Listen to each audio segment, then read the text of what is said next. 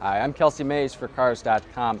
Perhaps the best Cadillac to vault General Motors into the 21st century has been the CTS, which grew from a small sports sedan in the early 2000s to a mid-sized luxury car that kind of competed in BMW 5 Series and Mercedes E-Class territory with the most recent generation. Now we have a completely redesigned, all-new CTS that really squarely moves the nameplate into those competitive sets, and we're at the 2013 New York International Auto Show to take a closer look.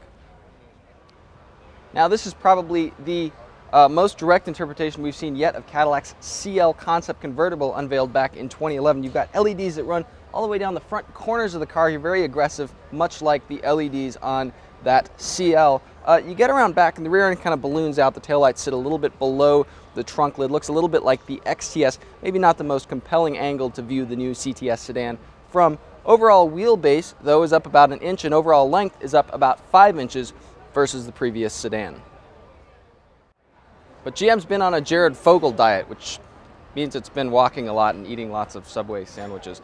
The new CTS, about 7% lighter than the old CTS sedan, despite the extra size. That's thanks to a lot of aluminum things like the doors, the trunk lid, the suspension components. In fact, GM says that with the CTS's base engine, which is a 272 horsepower, 2-liter turbocharged 4-cylinder, it's actually more than 200 pounds less than the BMW 528 with BMW's turbocharged 4-cylinder engine. You step all the way up to what's called the CTS V Sport. This is a new trim, not to be confused with the CTS V, which is a high-performance car we're still awaiting details on for the redesign. And that car comes with a new twin-turbo V6 that's good for 420 horsepower and 430 pounds-feet of torque. Cadillac says that car is about 350 pounds lighter than a comparable BMW 550i. Sliding between those two engines is Cadillac's familiar 3.6-liter V6, good for 321 horsepower. Both V6 engines now use a new 8-speed automatic transmission, which should help fuel economy. Now, the last CTS was one of the first Cadillacs to embody the whole cut-and-sewn dashboard routine where they'd put stitching along the dashboard. The new CTS takes that to another degree. It's along the dash, it's along the upper doors, it's even along the steering wheel hub, which is a very premium feel you don't usually get until you get up to upper echelon kind of luxury flagship cars. There's even stitching along the cup holder covers here, which if you do this, they actually motor forward and back automatically, because you really needed that. Some drivers may find that there's a lot of space issues here, though. There's a very wide center console here. It might encroach a little bit on leg space, but there's definitely more headroom here than in Cadillac's ATS, which is their small sports sedan. Now, one last thing about the interior here, there's a lot of technology going on. Cadillac's Q touch-sensitive center controls here, an entirely simulated instrument panel.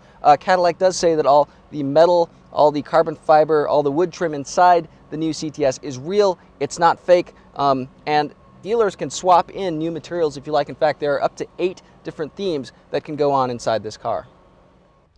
The backseat has more room than in the last CTS, but an interesting seat cushion angle here. It kind of elevates your knees a little bit, and headroom not really great if you sit up.